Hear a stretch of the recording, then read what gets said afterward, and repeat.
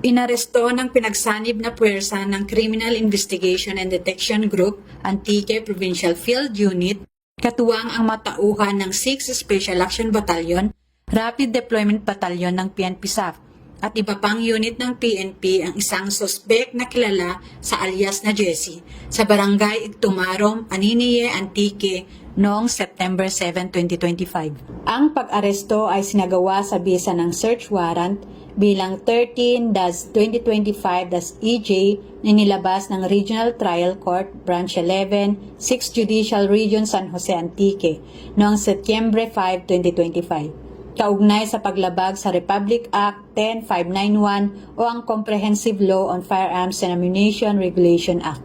Nasamsam mula sa operasyon ng isang caliber .45 Remington pistol na may 4 na magasin at 13 na bala, isang improvised na 12-gauge shotgun ammunition, isang holster at isang sling bag. Nasa Criminal Investigation and Detection Group, Antique Provincial Field Unit na ang kustodiya ng naarestong suspect at mga nakumpiskang kagamitan para sa kaukulang dokumentasyon at disposisyon.